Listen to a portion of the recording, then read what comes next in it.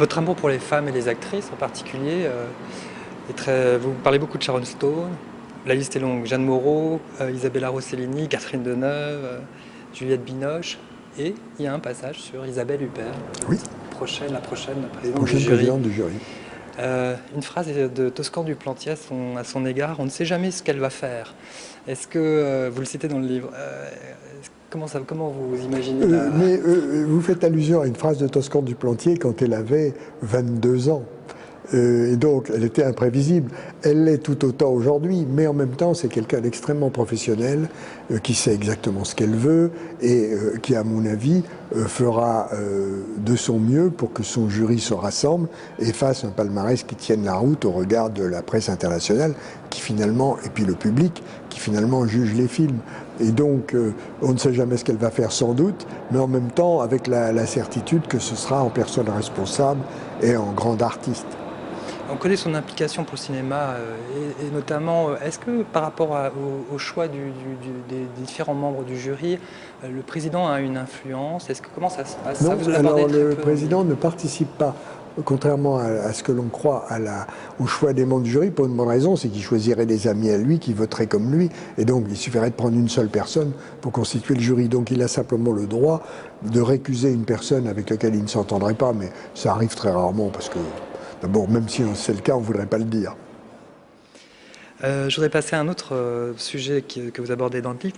Bon, on connaît votre itinéraire dans le domaine de la critique du cinéma, avec Raccord, ensuite l'Express, je ne vais pas citer toutes les participations. En revanche, il y a une phrase que j'ai remarquée. Vous dites que l'art des critiques de l'époque, il n'y avait pas une ligne qui puisse être utilisée dans une publicité. Quel regard aujourd'hui vous avez sur la critique du cinéma qui, à mon sens, ne fait plus très attention à... Est-ce que vous avez l'impression que la critique est encore dans le même état d'esprit? Non, la critique est très compétente, ils connaissent leur affaire, ils écrivent très bien, ils connaissent l'histoire du cinéma.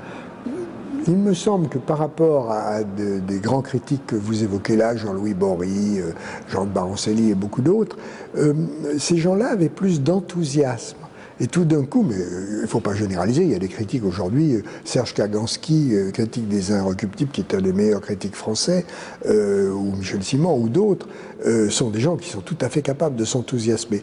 Mais moi, ce que j'aime bien, c'est un critique qui donne envie d'aller au cinéma, de s'enthousiasmer sur un film, mais c'est pas grave s'il se trompe, mais qu'au moins il y aille carrément. Et que Jean-Louis Bory avait une phrase magnifique, il disait « j'aime aimer ».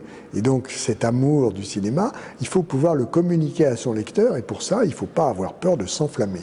Voilà, la recommandation tout à fait modeste que je ferai à mes chers confrères. Vous pensez que la critique de cinéma a encore beaucoup d'avenir et qu'elle est très importante? Je pense qu'elle rend service. En fait, c'est une prestation de service au lecteur. Le critique de quotidien vous dit quel film il faut voir cette semaine à son avis. Le critique de mensuel ou d'hebdo, quel film il faut voir cette semaine ou ce mois-ci. Le directeur de festival, qui est une sorte de critique aussi, quel film il faut voir cette année. Tout ça, c'est des métiers assez proches et c'est de la prestation de service. Il sort 16 films par semaine, vous n'avez ni le temps ni les moyens vraisemblablement d'aller voir les 16 films, donc il faut bien qu'il y ait une sorte de guide, et puis vous vous reconnaissez dans un critique, quitte même à faire le contraire de ce qu'il vous conseille. Vous pouvez très bien se dire, oh ben surtout celui-là, du moment qu'il me dit d'y aller, j'y vais pas. Il y a dans les deux sens. Hein.